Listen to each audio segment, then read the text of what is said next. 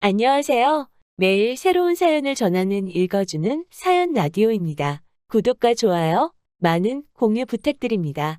오늘의 사연 시작하겠습니다. 안녕하세요. 남편과 이혼을 결심한 30대 여성이에요. 오늘 정신 나간 신우에 관해서 이야기를 좀 해보려고요.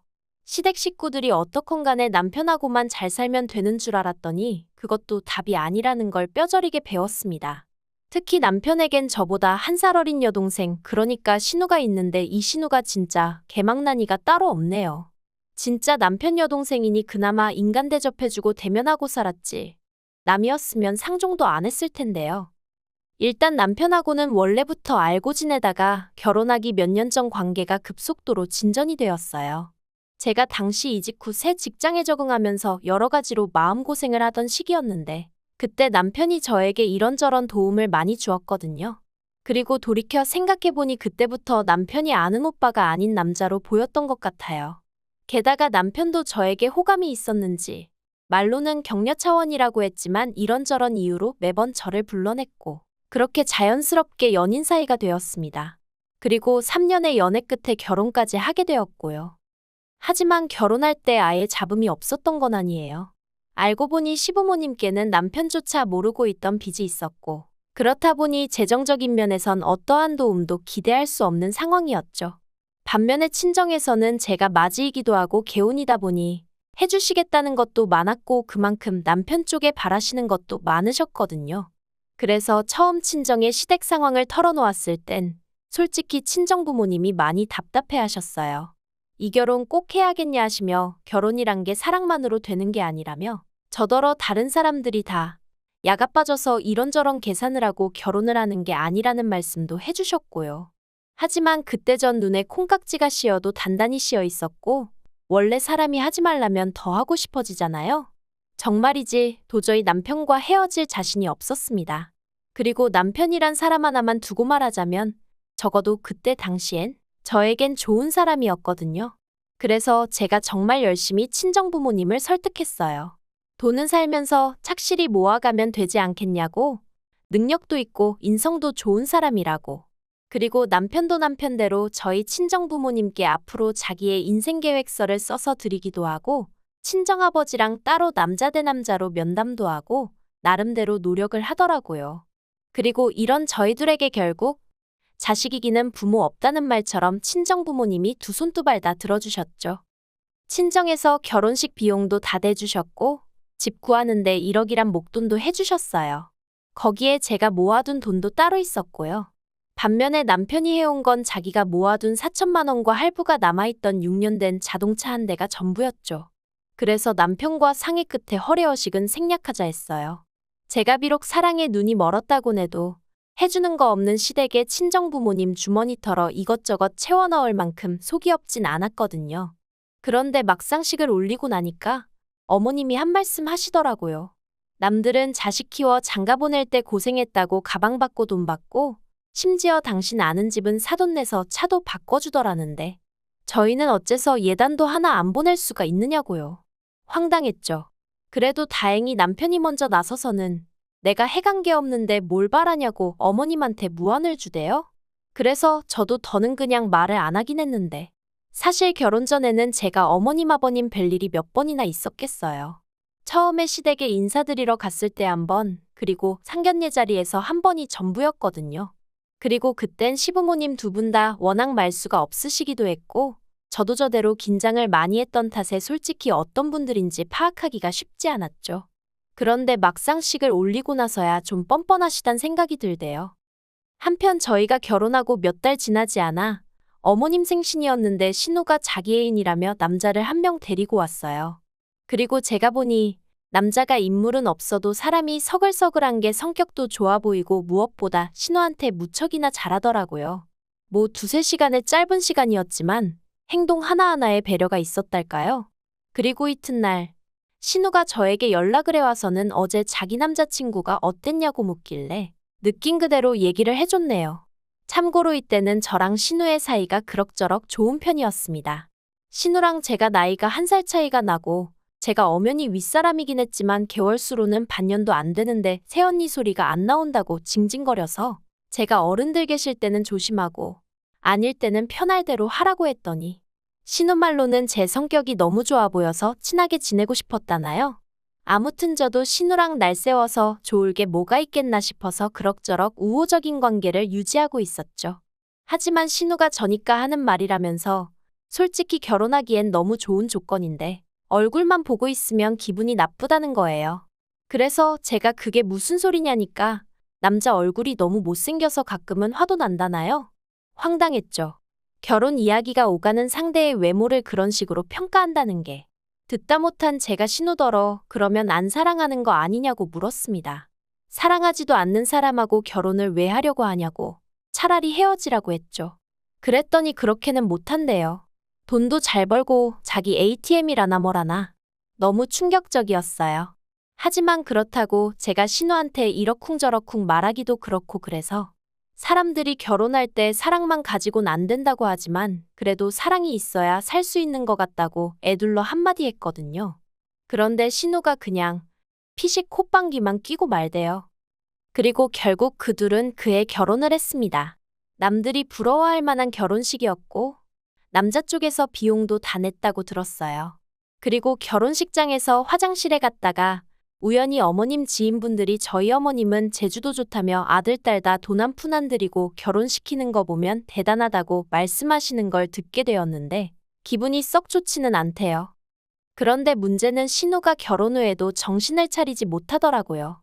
듣자 하니 시매부는 정말 신우뿐만이 아니라 저희 시부모님한테도 극진하게 잘했는데 신우가 시매부를 정말 남보다도 못하게 대했어요. 가족들 다 모인 자리에서 외모 가지고 비하를 하기도 하고 어떻게든 깔아뭉개려고 혈안이 된 사람 같더라니까요. 오죽하면 어머님도 신우한테 제발 작작 좀 하라고 한마디 하셨을 정도였죠. 하지만 정작 시매부는 늘 허허실실 웃으며 저 사람은 저런 성격이 매력이에요 하는데 아마 다들 말은 안 했어도 여러 의미로 대단하다 싶었을 거예요. 그런데 신우가 기어이 사고를 쳤습니다. 결혼하고 얼마 되지 않았을 때였는데 그날따라 신우가 쇼핑하고 싶다고 하도 노래를 해대서 같이 백화점에 가줬거든요. 시매부가 카드를 줬다며 가방을 사네 뭐를 사네 하는데 누가 신우한테 아는 체를 하는 거예요. 그러더니 신우도 이내 그쪽을 알아보고는 어머어머하더니 대학 동문이랍니다. 대학교 때 친하게 지내던 선배라나요. 그리곤 보아하니 둘이 커피라도 한잔하러 가고 싶었는지 콕 집어 뭐라고 말할 순 없지만 저에게 눈치를 주는 것 같더라고요. 그래서 제가 나는 볼 일이 생각났다고 먼저 가야 할 것 같다고 했어요. 그랬더니 아니나 다를까 신우가 기다렸다는 듯이 그러냐면서 얼른 가보라는데 좀 황당하기도 하고 저렇게 반갑나 싶기도 하고 아무튼 뒤에서 그 남자가 신우더러 아줌마 안 갔다느니 대학생 때 그대로라느니 헛소리를 해대는 게 귀에 쏙쏙 들어오대요. 그런데 그때 제가 자리를 비켜준 게 화근이었을까요? 그날 이후로 신우는 예전만큼 저한테 어디 가자 뭐 하자 하며 연락해오는 일이 없었고 저도 그 무렵 회사에서 승진을 하면서 맡은 업무가 늘어나 그런 신우의 변화에 신경 쓸 여유가 없었어요. 그리고 어떻게 보면 애시당초 신우와 올케가 친한 게 흔한 일도 아니었으니 신우의 그런 변화가 당연하단 생각도 들었고요. 하지만 실상은 그런 이유 때문이 아니었습니다.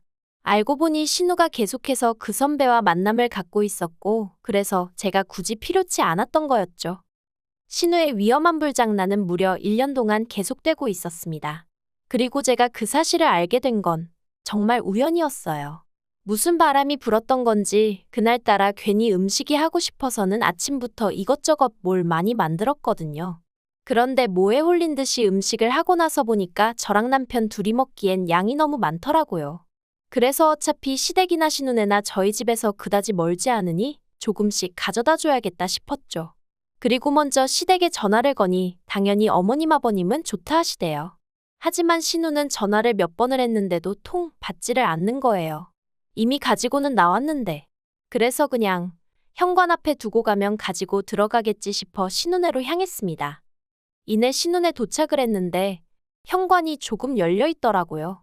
보니까 얼마나 서둘러서 집에 들어갔는지 현관문에 신발이 껴서 문이 제대로 닫히지 않았던 거죠. 어이도 없고 요즘 세상이 어떤 세상인데 싶어서 신우 이름을 부르며 집 안으로 들어갔어요. 그런데 갑자기 우당탕 우다닥 소리가 나더니 신우가 어어하고 나오는데 흐트러진 그 꼴이 말이 아니더라고요. 그리고 신우 뒤에서 어떤 남자가 손살같이 튀어나와 저를 밀치고 현관 밖으로 뛰어나가는 거예요. 누구지, 어디서 봤던 사람인데 싶으면서도 신우한테 일단은 괜찮냐고 물었어요. 그러자 신우가 대답은 안 하고 저를 잡아 끌더니 지금 본 거 절대로 아무한테도 말하면 안 된답니다. 그리고 그제서야 저도 상황 파악이 좀 되더라고요. 그래서 제가 신우더러 이게 지금 무슨 경우냐고 한마디 했어요. 심해부는 어디 간 거고 아까 그건 누구고. 그러자 신우가 구구절절 설명을 하려길래 제가 됐다고 설명하지 말라고 했어요. 그리곤 그냥 한마디 했습니다. 사정이 어떻건 간에 어떻게 외간 남자를 집에 들이냐고 그런 일은 하지 말라고요. 그리고는 신우한테 윗사람으로 그리고 친구로 한마디 더 하는데 정리하라고 했네요. 심해부 알기 전에 깔끔하게 정리하라고요. 이러다 심해부한테 걸리면 그 뒷감당을 어떻게 하려고 그러냐 했죠. 그랬더니 신우는 그렇게 하겠다면서 몇 번이나 저한테 비밀은 지켜달라대요. 그래서 알겠다고 했어요. 솔직히 저도 남의 가정사에 감나라 배나라 하고 싶지 않았고 좋은 일도 아닌데 얽히기도 싫었으니까요. 하지만 꼬리가 길면 밟힌다는 옛말처럼 결국엔 일이 터졌습니다. 하긴 아무리 심해부가 사람이 좋아도 신우가 매번 핸드폰만 들여다보고 돈도 어지간히 쓰고 다녔던 모양이니 눈치를 챘겠죠. 그리고 심해부도 속이 없는 게 아니더라고요. 아버님 생신날 저희 부부, 신혼의 부부 다 같이 꽤 이름난 호텔에서 식사를 하게 되었는데 심해부가 아버님께 선물이랍시고 제법 두툼한 봉투 하나를 건네더라고요. 그래서 저는 속으로 선물로 돈 100만 원 정도 드리는 건가 싶었는데 그 안에는 온통 신우와 어떤 남자가 찍힌 사진 그리고 신우가 써댄 카드 명세서. 아버님이 처음엔 이게 뭐냐고 들여다보시다가 나중엔 부들부들 떠시더라고요.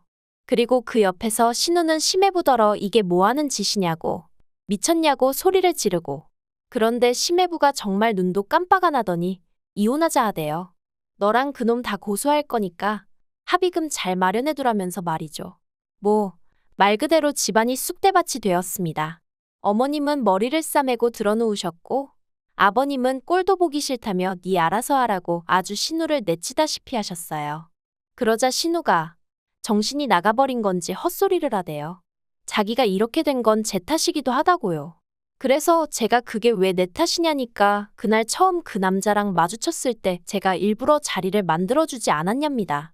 제가 자리를 비워서 자기가 그 남자한테 싫다 소리도 못하고 억지로 커피도 마시고 연락처도 줄 수밖에 없었다나요? 무슨 말도 안 되는 그런 억지가 어딨냐고 제가 소리를 질렀어요. 하지만 신우는 나오지도 않는 눈물을 쥐어짜내고 있지. 어머님은 어머님대로 저더러 윗사람이 돼서는 아주 바람나라고 고사를 지냈다며 화를 내시지. 어이없이 졸지에 제가 욕을 먹었다니까요. 그런데 그때 신우가 덧붙이기를 게다가 제가 신우가 실수하고 있는 걸 알면서도 적극적으로 말리지 않았답니다. 정말 제가 신우를 걱정하는 마음이 있었다면 때려서라도 말렸어야 하는 거 아니냐면서. 한마디로 일이 이 지경이 된 건 자기가 이혼을 당하게 생긴 건 저 때문이라는 개소리를 해대더라니까요. 그런데 더 황당한 건 남편이 저더러 정말이냐고 묻는 거예요. 정말 자기 여동생이 바람피는 걸 알면서도 모른 척 했냐고요. 그래서 모른 척한 게 아니고 나는 신우를 말렸다다만 당신이나 시부모님께 내가 말하지 않았을 뿐이다.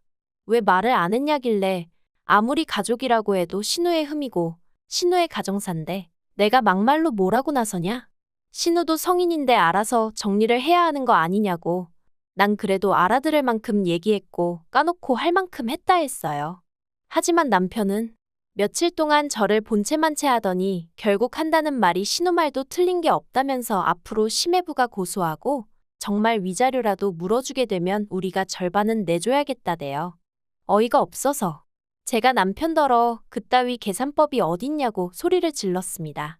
그리고 보아하니 네 동생이라고 뭐라도 해주고 싶어서 그러나 본데 그럼 차라리 우리가 먼저 이혼하자 했어요. 재산 나눠서 이혼하고 그 돈으로 네 동생 똥이나 닦아주면 되겠다고요. 그랬더니 남편이 저더러 말 그따위로 하지 말라면서 소리를 지르는데 제가 너나 말 똑바로 하라고 받아쳤죠. 지 동생 잘못을 어디 나한테 덤태기를 씌우려고 하는 건지 정말 다들 미쳤다 싶더라니까요. 그런데 며칠 지나서 제가 남편한테 협의 이혼하자고 다시 얘기를 꺼냈더니 한다는 말이 자긴 이혼하기 싫답니다. 그러면서 신우도 이혼당하게 생겼는데 우리까지 시부모님 속을 썩여야겠냐면서 그리고는 그냥 저더러 어차피 한 가족이지 않냐면서 다 같이 힘을 합쳐 신우를 도와주자고 그러는데 미쳐도 단단히 미쳤구나 싶대요. 그래서 남편더러 피를 나눈 사람들끼리나 열심히 힘을 합치시라고 나는 이 똥물에서 발 빼야겠다 했죠. 그리고 바로 이튿날 변호사 만났고 결국 이혼 소송하기로 했어요. 진짜 지금도 이걸 쓰는데 분하고 열통이 터져서 손이 부들부들 떨린다니까요. 하긴 제 잘못이 맞긴 해요. 왜 진작 이런 집구석을 가족이랍시고 어떻게든 바로잡아 보려고 혼자 고민하고 애쓰고 그랬는지. 정말이지 양심이라곤 썩어빠진 당신들 엿보니까 더 이상 저한테 아무것도 바라지 않았으면 좋겠어요. 아, 그리고 심해부한테는 미안하다기보단 유감이라고 따로 연락은 했고 혹시 제가 도울 일이 있으면 돕겠다고 했네요. 진짜 별거지 같은 그저 하루빨리 자유의 몸이 되고 싶을 뿐이에요. 긴 이야기 들어주셔서 감사합니다. 오늘의 사연은 여기까지입니다. 구독과 좋아요, 알람 설정해주시면 앞으로 더 좋은 사연으로 찾아오겠습니다. 감사합니다.